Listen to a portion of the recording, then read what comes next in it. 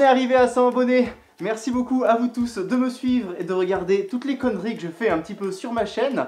Et pour vous remercier, aujourd'hui, nous allons faire une vidéo spéciale FAQ. Je vous ai demandé sur Facebook de me poser des questions, maximum 2 par personne. Et me voilà, maintenant je vais y répondre. Alors, oui, il y a beaucoup de questions. Sur ordinateur, c'est écrit beaucoup trop petit pour la vision que j'ai là-dedans, du coup, je les ai mis sur papier. Hein. Voilà. Là, on va commencer avec la question de Tréacourt. Tréasour. Enfin bon, on l'appelle tous Tréa, on va dire Tréa. Alors, Tréa me demande, qu'est-ce que tu préfères dans le fait de fursuiter? Avoir chaud. Non, ce que je préfère dans le fait de fursuiter, c'est d'aller à la rencontre des gens, voir les gens qui me demandent des câlins, des photos, voir que le travail que j'ai pu faire dessus est apprécié et pouvoir simplement incarner mon personnage. C'est un pur plaisir en tant que Fury de voir le personnage que tu as créé prendre vie et voir les gens autour de toi s'y intéresser. Quelle est l'espèce dans le fandom que tu préfères? Smiley chat, très apprécié. Alors Tréa le sait très bien, hein. Tu le sais, c'est les Sergals comme toi. Ah, j'adore les Sergals, c'est une espèce qui a été totalement inventée par le fandom Fury et c'est l'une des rares espèces créées de toutes pièces que je trouve viable en quelque sorte, comme si elle pouvait exister dans le monde réel. Et très franchement, ils ont un aspect un peu sauvage, expiègle, que j'adore. Vraiment, Villiou, ça fait un excellent boulot sur ces personnages-là. Passons à la question de Rudy Rudolph, qui me demande: as-tu voulu faire des vidéos Fury car tu trouves qu'ils ne sont pas assez représentés? Oui. Ton meilleur souvenir en tant que fursuiteur? Oui. Non, en vrai, j'ai plusieurs bons souvenirs en tant que fursuiteur. Je me souviens notamment d'une séance photo que j'ai fait en nature avec mon père pendant plus d'1h30. J'ai été pris en photo sur un gros rocher, devant une rivière, etc. Ça a fait vraiment un shooting magnifique, fait en famille, en fursuite. C'était vraiment un pur bonheur. Ensuite, nous passons à la question de Colt. Colt qui demande: d'où vient le design de ton Furzona? Alors, au départ, je voulais être un chat, parce qu'ils sont fainéants, beaux, doux, enfin voilà, ça me plaisait bien le concept du chat. Et ensuite, je me suis rappelé d'une pub L'Oréal, parce que je le vaux bien.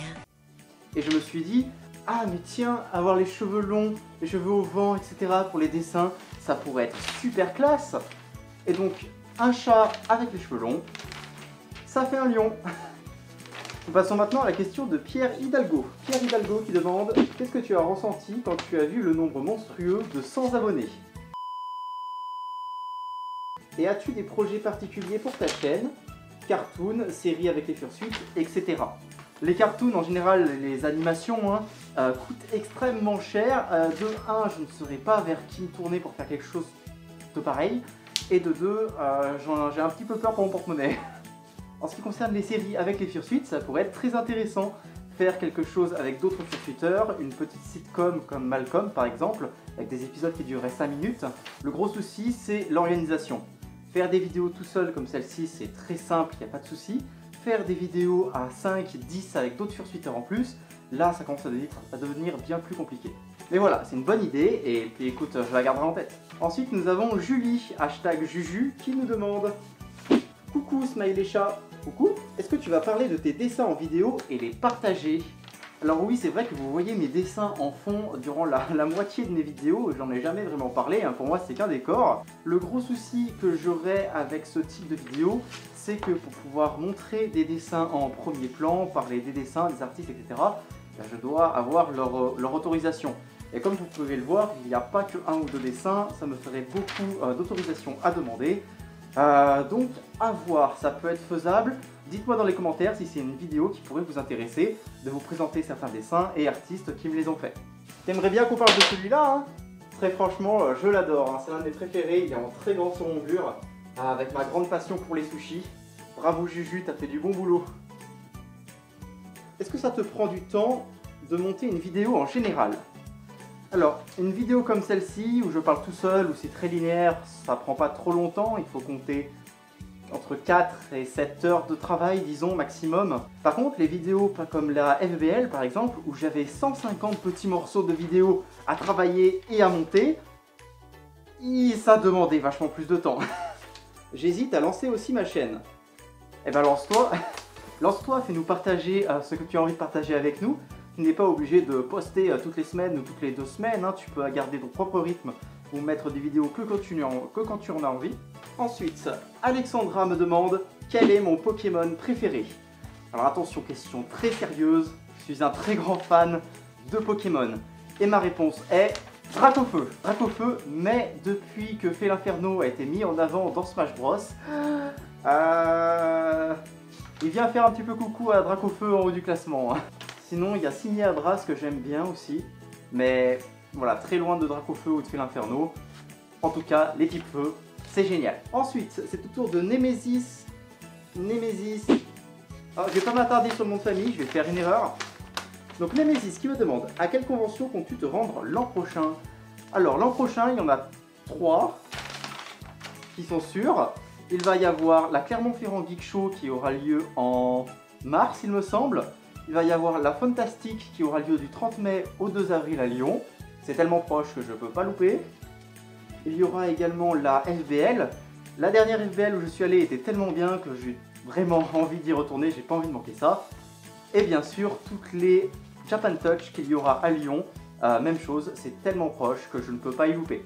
Qu'est-ce qui t'a le plus motivé à commencer ta chaîne? Alors ce qui m'a motivé à commencer ma chaîne, déjà, c'était tout simplement mon évolution dans le fandom.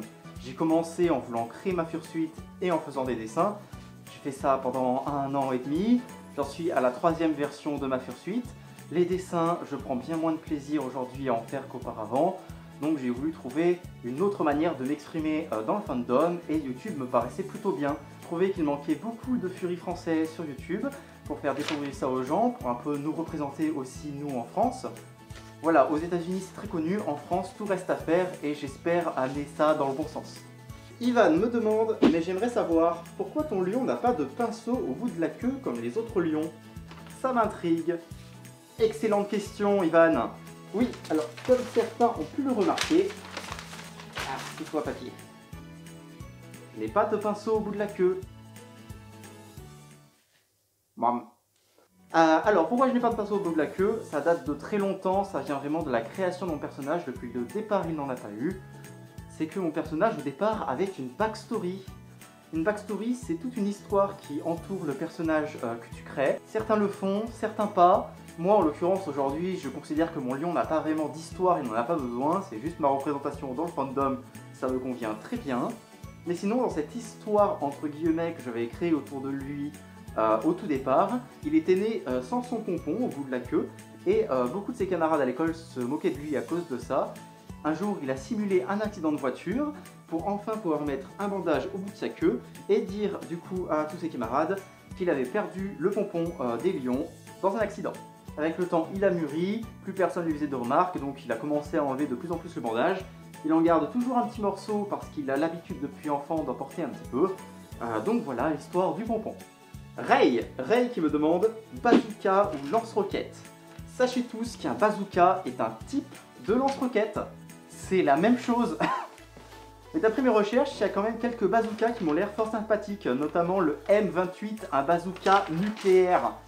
Donc, bazooka ou lance-roquette, j'ai envie de te dire M28 pour toujours plus de destruction. Banzai me demande lion ou lion? Lion.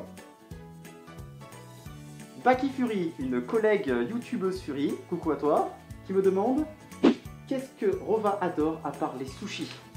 Ce qui est marrant, c'est que cette question, j'y ai déjà répondu en commentaire sur Facebook et je lui ai répondu en image. Du coup, pour vous, je vais vous mettre exactement les mêmes maintenant.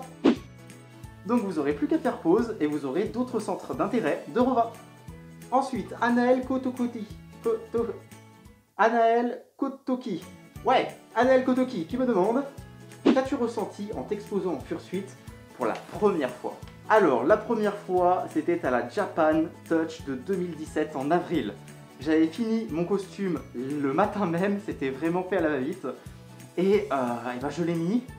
La première chose que j'ai ressentie, c'était de la chaleur, j'avais chaud. Et ensuite, en fait, j'étais très fier de moi, j'étais très heureux de pouvoir enfin montrer mon travail, de pouvoir incarner mon personnage. J'étais vraiment au comble de la joie, jusqu'à ce que je rencontre un fursuiteur. Le premier fursuiteur que j'ai rencontré, c'était Zurki. Et je vous laisse regarder ma première fursuite. Voilà, il y a comme une différence de qualité. Donc je me suis très vite senti un peu gêné de porter un costume de cette qualité face à tous ces chefs-d'œuvre que je voyais. J'étais émerveillé, waouh, c'est trop beau. Au final, ça ne m'a pas découragé. J'ai bien profité de cette journée et de cette première rencontre entre furies. Et j'ai persévéré dans ma voie, j'ai continué à faire et à améliorer ma fursuite jusqu'à arriver à celle-ci qui me convient plutôt bien. Si le lion n'avait pas été ton choix pour Ova, quel autre animal aurait pu être choisi? Ça, c'est aussi une bonne question. Alors j'ai un autre personnage qui s'appelle Mongo, c'est un langur du Sri Lanka, un singe.